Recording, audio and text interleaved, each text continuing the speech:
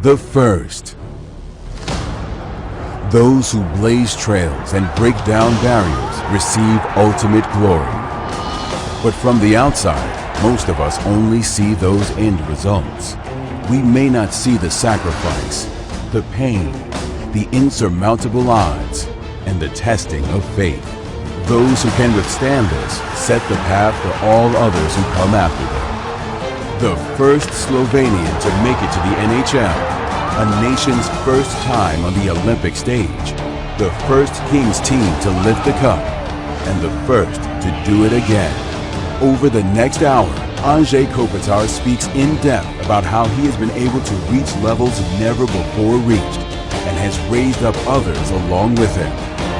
His team, his family, and his nation.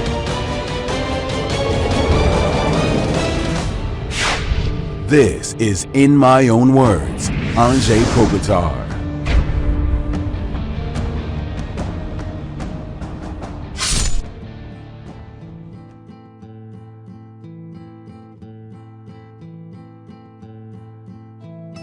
Anže, let's start where it all began, back in your home country. Now, we've seen photos and videos from when you've gone home, and it looks absolutely stunning.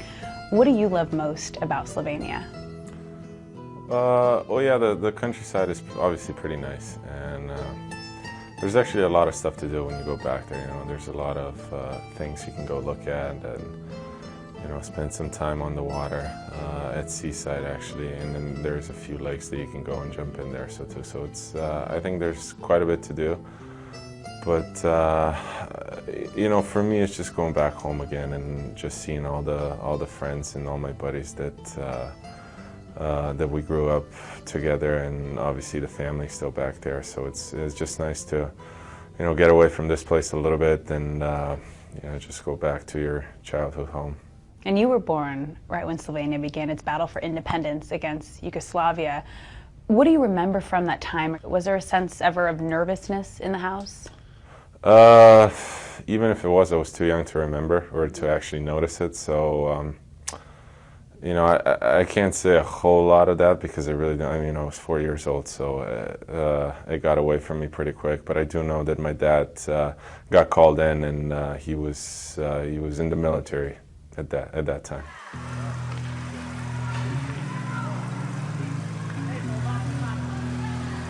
He was really young in that time when he was hanging out with me in the locker room, with me and some other players playing in my team. So that was really early in the beginning, and he picked up pretty quick. So that's how everything starts. Yeah.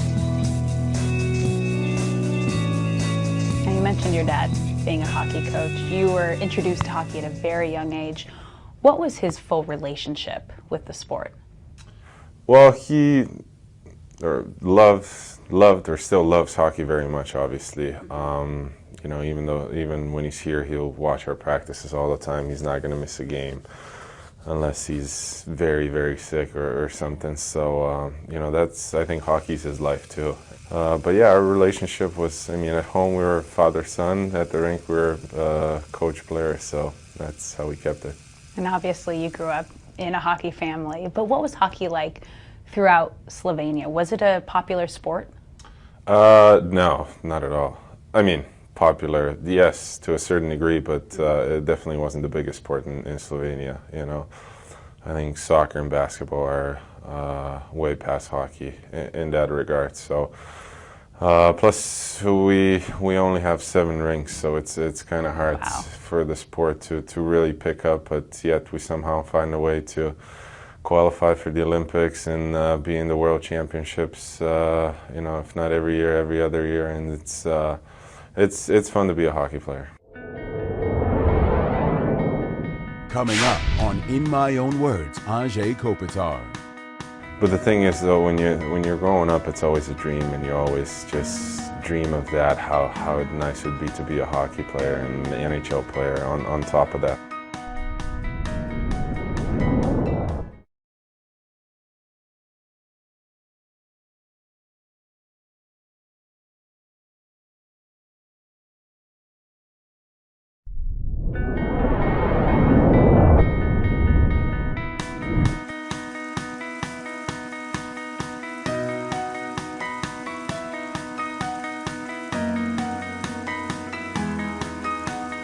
So what's your first memory of putting on skates and getting on the ice? Well, my first memory was when my dad and my grandpa built me like a little ice surface in the backyard. So, you know, every time I'd come back from kindergarten, I'd just go there and skate until it was dark, and they literally had to pull me off the ice, and you know, that was it. That's how I learned how to skate and how to play hockey. Now, was that the point, or was there a certain point when you said, I'm going to be an NHL player? And when you told people, what was their reaction? I don't think I really expressed it loud to anybody, but at home, you know. But the thing is, though, when you're growing up, it's always a dream, and you always just dream of that, how nice it would be to be a hockey player and an NHL player on top of that. So. But then, you know, once you get older, you can actually feel that dream somewhat come true, and you think you actually have a chance. And at that point, that's all you want. You just want to have a chance and to prove yourself and give it your best shot and see what happens. And I really love the game, and never wanted to miss practice, even if it was, you know, cold outside or bad weather, and you know, and I was sick a little bit. I always wanted to go, and I think that's what drove me. And your younger brother, Gasper, was involved in hockey from a very young age as well. Was it ever competitive for you guys, or were you more of like that second coach and mentor for him? At the beginning, it was competitive, obviously. I mean, you know, brothers always compete against each other, and we always did. Not on the ice so much, because he was just, he's 5 years younger, so we never really played together on the ice. But yeah, outside on the, you know, in the backyard and everything, there was a lot of competitions going on, and yeah, but then later on, maybe tried to help him out a little bit more and be somewhat of his mentor and just try to give him pointers, because you know, I know in the end of the day, he's going to have to figure it out himself, and he did, and you know, it worked out pretty well for him too. And you figured it out pretty early. By the age of 15, you were splitting time between your junior team and the local pro team. And on that pro team, you scored 4 goals and 4 assists in 11 games. What did that do for your confidence playing against these grown men? Well, it was just very nice to play against these, you know, just like you said, against these men, and be there and somewhat think that you can belong there, and that you can play there. And it's, you know, it did a lot for my confidence. Obviously, I realized how much stronger and bigger they are than me, and that I was going to have to work really, really hard to get to that level, and then, you know, past that. So, you know, it was a good pointer for me, and it was a good stepping stone for sure. So was there a moment kind of around that time when you and your family realized you were probably going to have to leave Slovenia if you wanted to get to that next level of competition?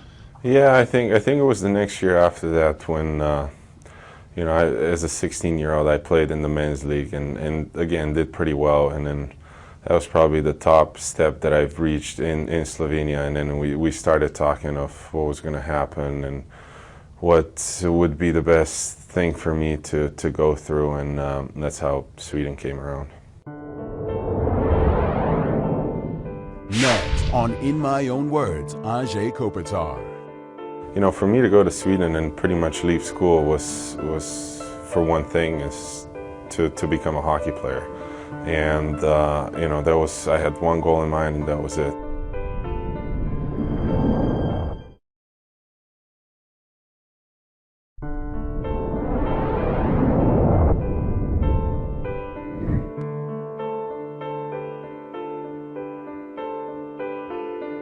You end up going to Sweden at the age of 16.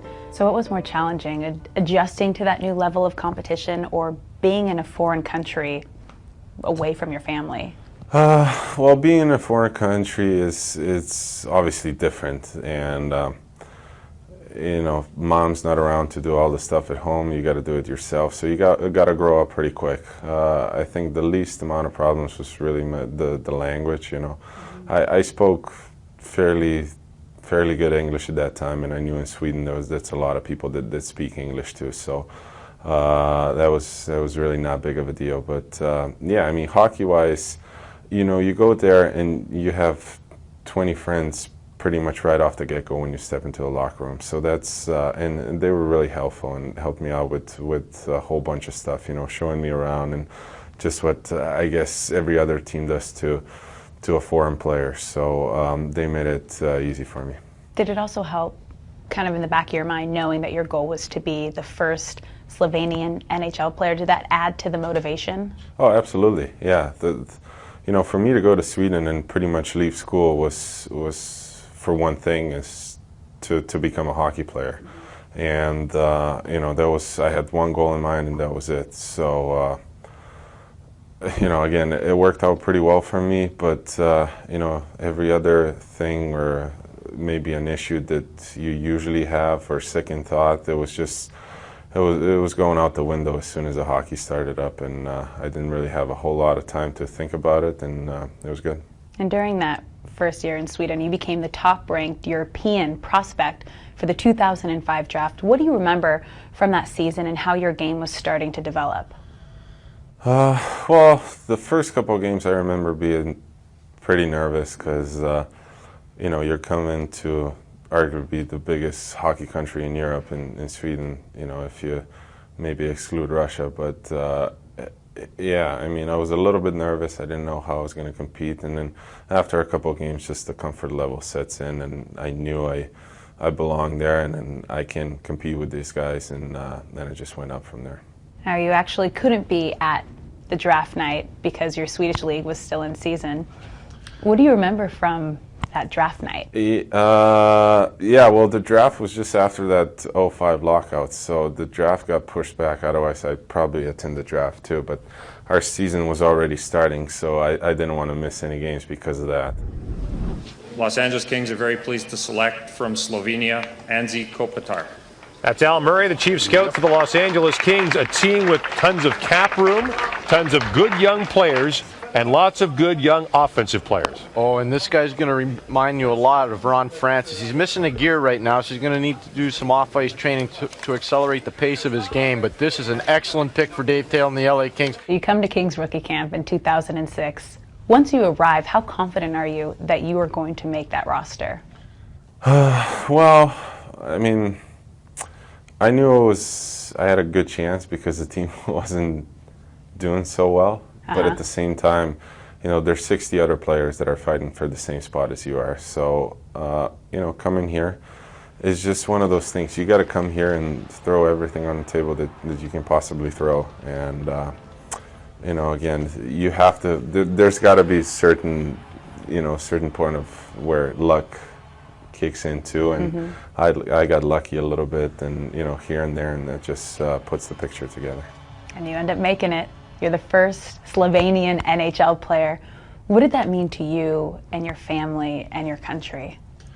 Well, what it meant for me, it was just a great accomplishment, you know, to play in the first NHL game, and you know, just seeing that, again, you can compete with all these big guns that are, you know, surrounding you all the time, and maybe 3 years ago you're just in awe watching them on TV or reading about them, or you know, for example, you know, I remember watching Salt Lake Olympics when Rob was playing on Team Canada, and, you know, next thing you know, a few years later, you're actually sitting in the locker room with Rob Blake, and that was just a surreal feeling for me.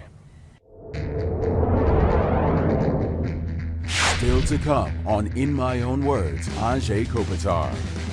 Just then I realized that I went around a Hall of Famer and scored a goal, so that was, you know, that was surreal after, but right at that moment you don't even think about that, and you know, that game, I'm certainly going to remember it for a long, long time.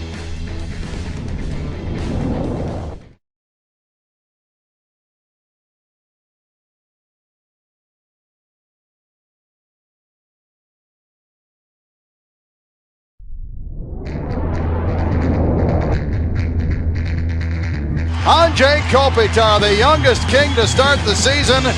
Oh, what a great moment. Gets congratulations on the Kings bench.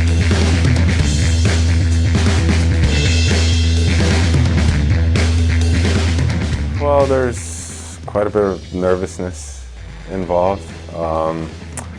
It takes a little bit, you know, to sink in first, and then before you're really comfortable on the ice. And I think for me, it took about 2 or 3 shifts just to really, you know, recognize that you're on the ice there and you got to compete there. You can't be starstruck. You just got to go and play and do your thing. And you know, after a couple of shifts, I felt pretty confident and comfortable. Now lead pass Anze Kopitar driving wide on Pronger in on goal. Shot, score! Anze Kopitar busting around Chris Pronger of all people. At the circle, backhands it in front, deflected, score! Kopitar will get credit for the goal. Yeah, that was probably not how I drew up my first NHL game, but I'll certainly take it, obviously. Yeah, I mean, you know, again, once you're on the ice and you feel that comfort level, I think the instinct just kick in. And, you know, the way I scored my first goal, everybody was in awe. And I was too, but after I saw it after the game, because just then I realized that I went around a Hall of Famer and scored a goal. So that was, you know, that was surreal after. But right at that moment, you don't even think about that. And, you know, that game, I'm certainly going to remember it for a long, long time. Now, once you came to the Kings, it kind of affected the whole family because everyone decided to move out here to LA with you. How did the team kind of welcome your family into the organization? Well, they were always great, you know, to me first of all, and then, you know, extend that to my family. And, you know, my brother was playing the Junior Kings. As soon as he got here, my dad got involved with the program too, so he was helping out. Maybe my mom was the only one that wasn't actually in the organization. But no, I mean, she was here and she goes to all the games, so I think everybody knows her. And you know, they've been really helpful and supportive. Now, those first couple seasons that you were here with the Kings were a little tough. The team struggled to win games. What were those years like for you? Well, to be quite honest, for a young guy like me, you know, my first year I was literally living the dream. And you don't even think about wins and losses all that much, but you're in the NHL and you're pretty much on top of the world at that point. And then, you know, the year 2, pretty much the same thing. Year 3, and then you kind of get sick of losing and seeing how miserable you can be, you know, coming to the rink if you're not winning. And, you know, the coaches are grumpy, everybody's grumpy, and it's just not a good environment to be in. So, you know, after that, you kind of realize that you got to turn that thing around or try. And, you know, we started to rebuild and everything. And those years were tough. They weren't easy, you know, playing 82 games and pretty much knowing by February that you're not going to make the playoffs. Those last 30 games are pointless, and it's not fun to play in those. I'll take care of him, Kopi. How? What a hit! That's classic Dustin Brown at his best. Thanks, Brownie. Anje's got a clear path to the net. He shoots, he scores! Go Kings! At what point did you realize that something special was really building between the core and the culture of the Kings?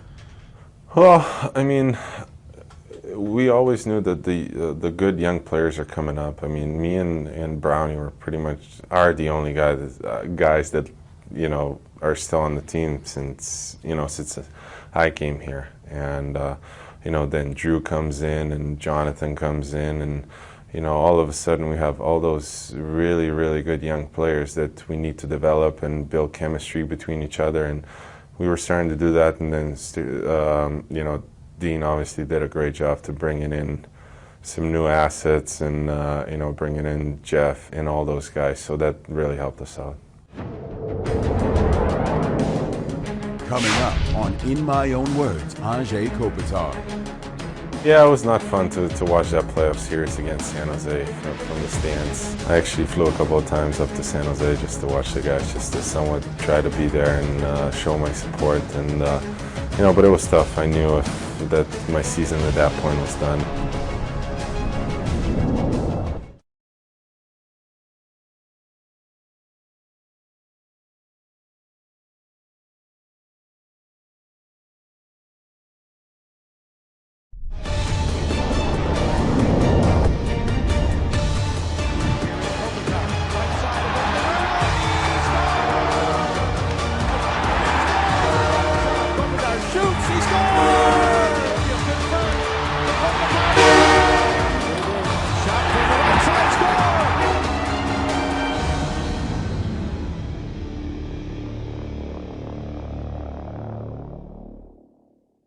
2011 was looking pretty promising for you guys. You were coming off a playoff appearance. You were starting to really make a run for it.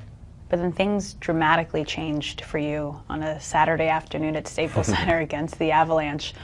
Walk us through that play that led to your injury. Well, I think it was in the second period. It was in the second period, yeah. And I was battling along the boards, and I don't know who the defenseman was, and he was right on me. And I just wanted to create a little bit of separation between me and him, and I literally pushed myself off the boards. And at that time, he took a couple of steps back already, and I didn't know that, so I didn't lean on him. And I lost my balance, and then my foot got stuck in a rut, and I pretty much sat down on my foot, and something had to give. So that was it. Now, because of where the team was at in the season and where you guys were going, how heartbreaking was that for you? Yeah, it was not fun to watch that playoff series against San Jose from the stands. Kings hold it in. Niemi without a stick. Shot by Richardson. He scores! It's 4-0. Sharks with it. Right side. A shot. Score! Passed in front and tipped in, and a power play goal. And now it's a 2-goal lead for the Kings. They lead 4-2. Left side. Here's a pass back over. Shot. Score! Blow again. And now it's 4-3. Battling for there. It's picked up by Pavelski. Pavelski, big zone to the blue line. Ian White shoots. Pavelski, score! They tie the game! With 31 seconds to go in the second period, the Sharks have come all the way back to tie the game. Nicholas Valine moves it up to center ice. Here is Marleau into the King zone. Marleau left side, here pass right side, score! And the Sharks have won it on Devin Setaguchi's goal. And the Sharks take the lead in the series. I actually flew a couple of times up to San Jose just to watch the guys, just to somewhat try to be there and show my support. And but it was tough. I knew that my season at that point was done, and it's definitely not fun to watch games. Driving back behind the net, still has it. He turns his pass in front. Score! The season is over. Joe Thornton got the puck, and the Sharks win it, and the Kings' season is over.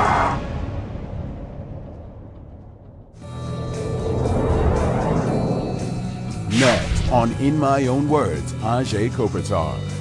Everybody will tell you that, and not just in hockey. Once you get on the road, things just tend to slow down just a little bit, where you can see maybe one extra play, one better play that it's building up, and that's just the confidence level. And we were definitely not lacking confidence, and it worked well for us.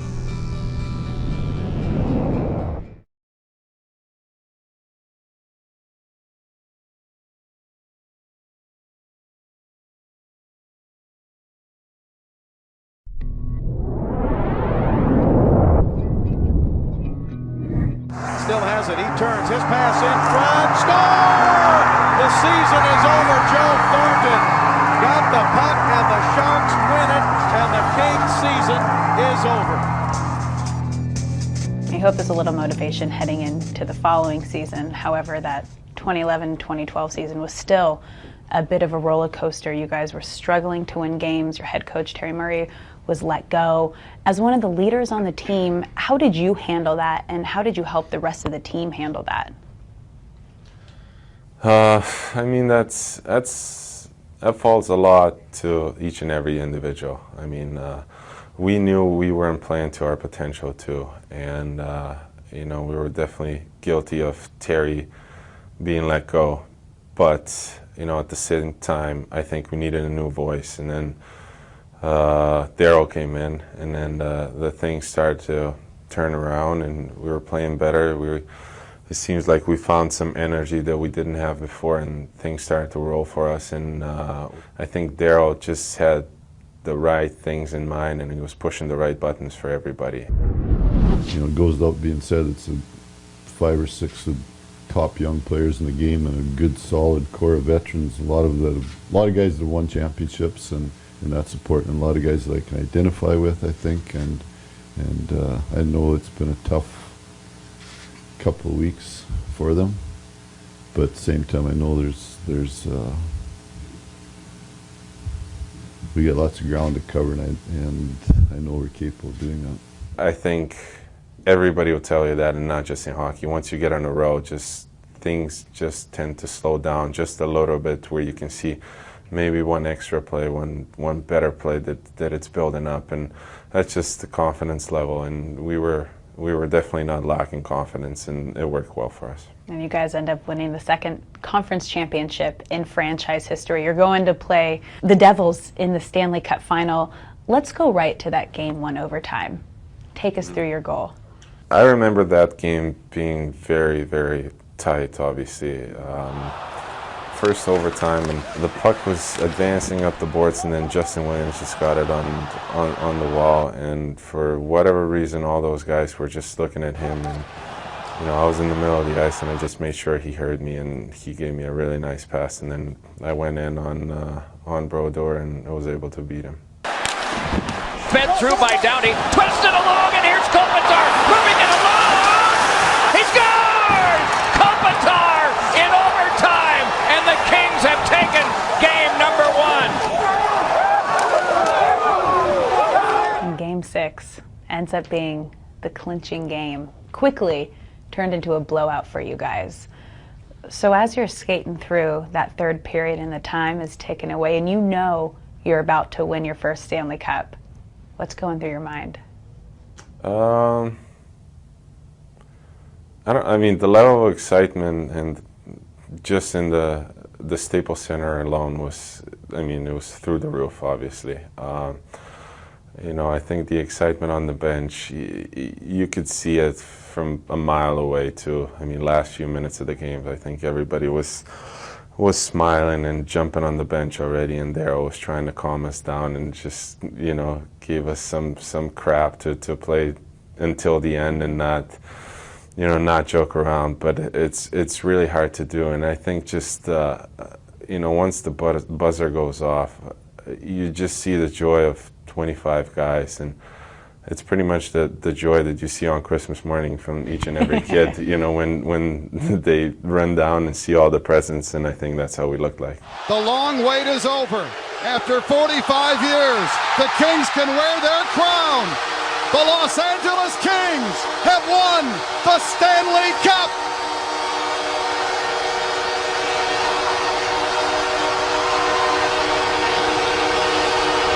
Once you find your family, what do you say to each other? Well, first, the hugs are in order, obviously, and my parents and my brother was on the ice. Anze Kopitar, congratulations! Great moment for you and your entire family. Yeah, they all deserve to be in this picture, and I can't thank them enough. Starting on that side and go all the way through. They've been all here. They've been all very supportive. Hockey was always the first thing for me, and right now we're all on top of the world. What do you see? Just describe this scene and what it was like to have that Stanley Cup in your grasp.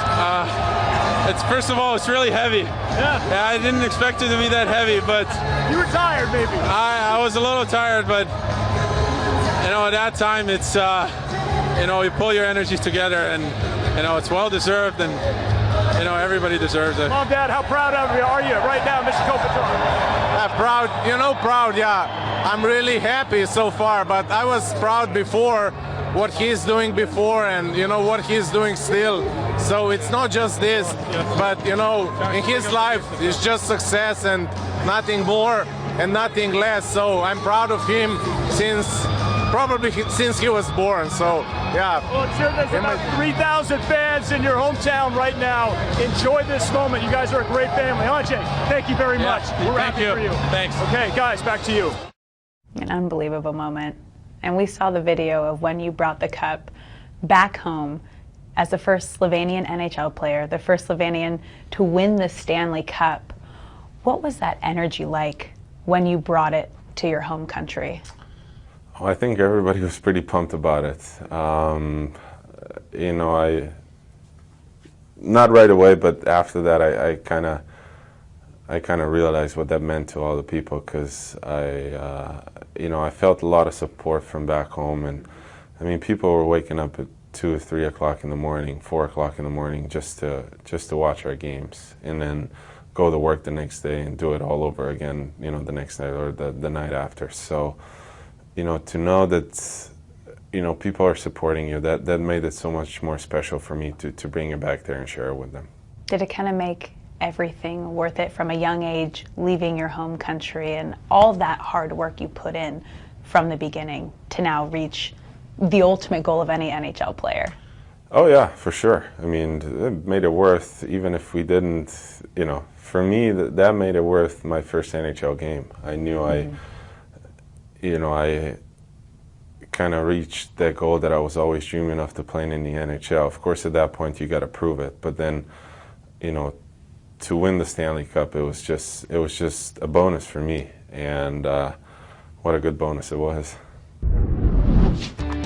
I've heard some, some rumors that might be close to 10,000 people out there. So it's going to be, I think it's going to be pretty fun. It's going to be jam-packed, and I'm sure I'm going to enjoy it. Anze Kopitar i Stanley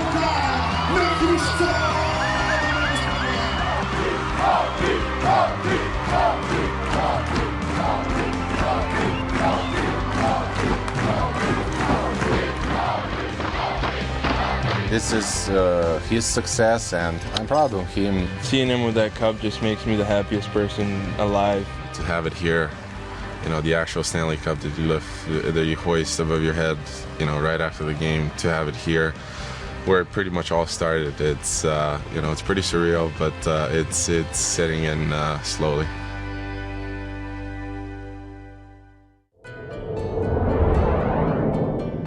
Still to come on In My Own Words, Anze Kopitar. Obviously, the one game on the count there was Slovakia that we kind of circled, that maybe we can surprise them and get a point out of it, or just something to, to really put our country on the somewhat of a hockey map. And we ended up beating those guys, which was a big stepping stone for, I think, for the hockey of Slovenia.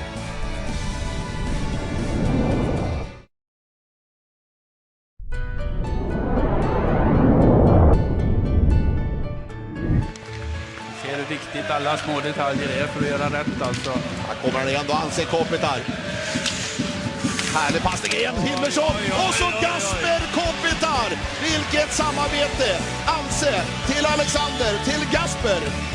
Och det är 2-0 Mora. I think I was probably happier than him, and it's just nice to see and how he's developed from a young buck, and having me, I guess, watch him at the same time, and see him play in LA and a little bit in Portland and Des Moines, and now here I think he's come a long way. How did you end up right-handed and Anže left-handed? I have no clue.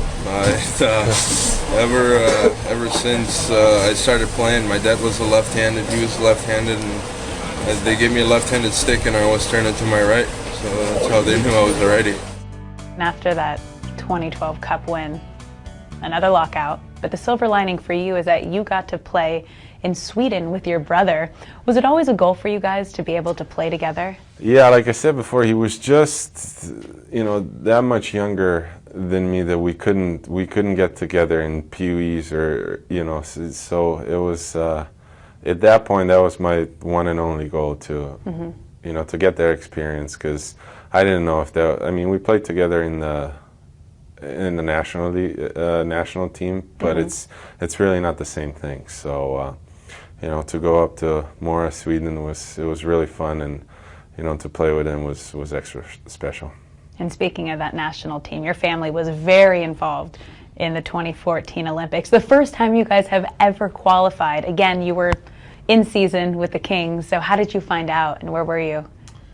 I knew the team was going to Denmark, and that was the tournament. It was 4 teams, round robin, top team goes.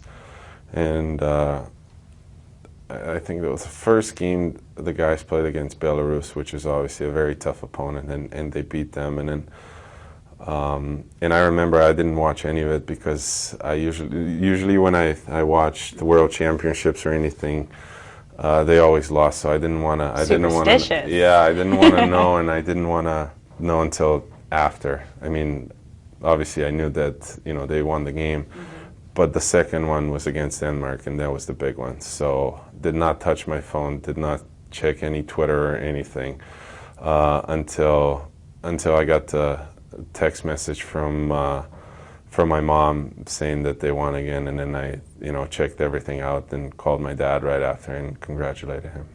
And you guys ended up doing very well, making it to the quarterfinals in Sochi. What was the highlight for you of that experience, and to be able to share it with your dad? Yeah, I think, for me going there, I don't know if we're ever going to make it again or not, so I wanted to enjoy it as much as I could, and I certainly did that. And I think that went together with all the guys, because nobody from our team, we don't know if we're going to qualify again or not. We certainly hope so, and we believe we can, but you don't know if it's going to happen or not. So I think everybody went there really relaxed and just ready to play, and do whatever you can to win the game. And obviously the one game on the calendar was Slovakia that we kind of circled, that maybe we can surprise them and get a point out of it, or just something to to really put our country on the somewhat of a hockey map. And we ended up beating those guys, which was a big stepping stone for the hockey of Slovenia. Now, do you take pride, you and your family, for what you've done for hockey in Slovenia? Yeah, I mean, there's only so much you can do, because a lot involves the economics and obviously the pay grade, because everything falls back on the parents. And as we know, hockey is not a very cheap sport. So to bring a guy or a kid through the system like that, it can be very tough for families. So I've been doing it, and I'm going to try and help out as much as I can, and we'll see how we can progress with that. And all around families, your family has grown in the past couple of years. A wife, a beautiful daughter. How has that changed you? I don't think it changed me a whole lot. Certainly the lifestyle changes just a little bit, obviously, because not everything is involving just the two of us. It's, she's obviously the #1 priority right now. So everything involves around Neja, and no, we're enjoying life as parents for sure. And how long till you're like your dad, coaching your daughter out on the ice? I'm gonna teach her how to skate. She is not gonna play hockey. Oh ho ho ho! All right. Okay.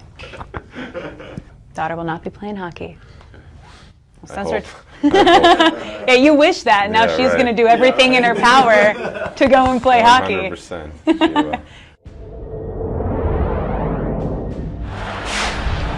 Kings 3-on-2, down the middle, Kopitar, right side, and Kopitar scores on the rebound. Going up down 3-1, if you can bring it back to Staples Center, there's a very good chance you win it again.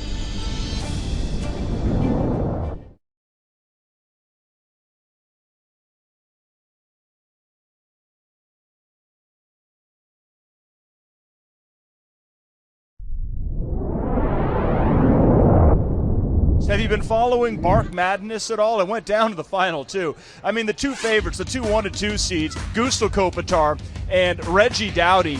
And this was voted on by the fans. The RoyalHalf.com did a great job coming up with this. All the Kings dogs, and it comes down to the Golden Doodle. The Golden Doodle, Gustav Kopitar. Now, there have been some incorrect information that Gustav was a Labradoodle, perhaps some sort of smear campaign to knock Gustav up. I don't know if it was from the Dowdy camp or not, but this is an affectionate dog, great with kids, needs to be very active. It is a Golden Doodle. We have a quote from Gustav Kopitar. It was on my Twitter. It's hard to make out, but thank you, Patrick. So since we're on the Kopitar family, we have to talk about one of the most famous members, Gustav. Yeah, he is a fan favorite. Everyone yells his name whenever you bring him around the camp. He won by a landslide in our Bark Madness last year. How are you taking on his newfound stardom?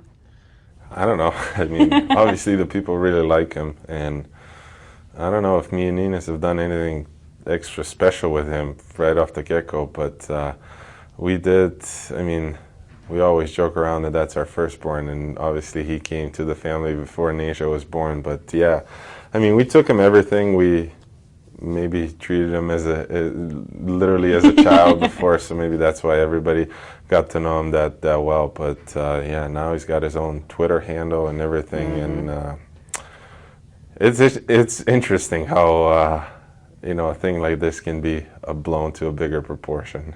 Gusto. The firstborn. Yeah. It's Breast Cancer Awareness Month, and we have been raising money all month long. And today we asked one of the stars of the Los Angeles Kings, number 11, Anze Kopitar, to help us out. Come on out.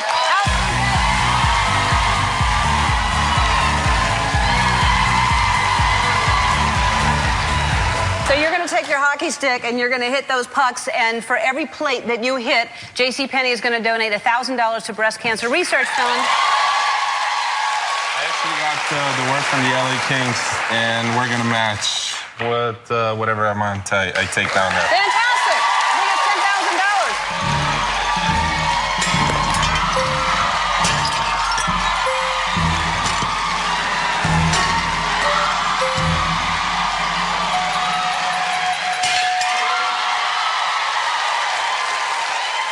As if your life wasn't beautiful enough already, in 2014, you guys go and win another cup.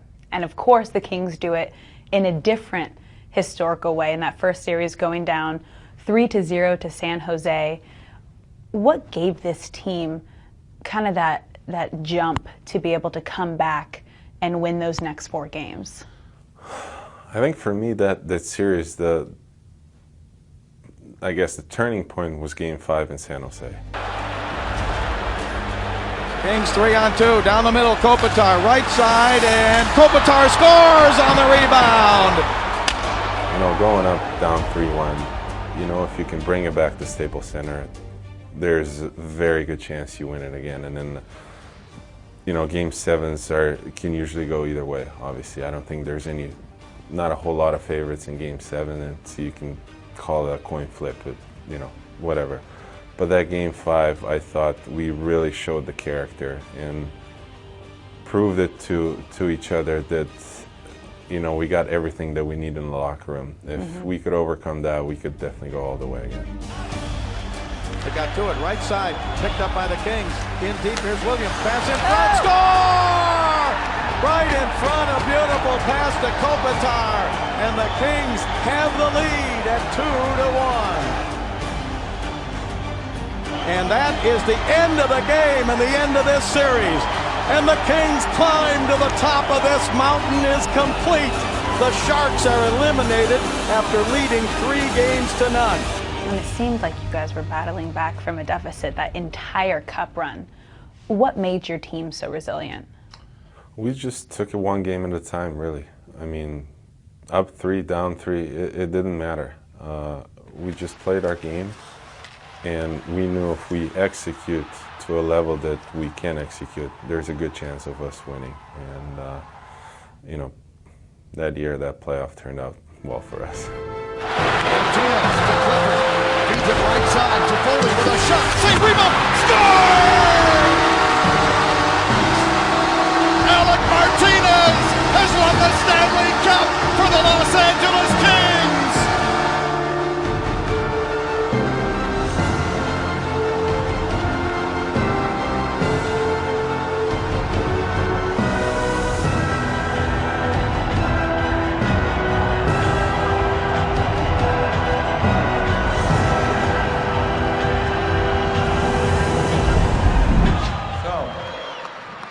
Kopitar, Brownie, you and the boys have won a championship ring in 2012 and 2014.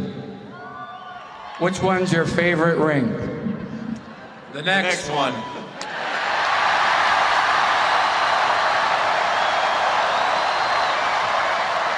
You're the first Slovenian NHL player, the first Slovenian to win a Stanley Cup. What are you doing now to make sure that there's many more after you?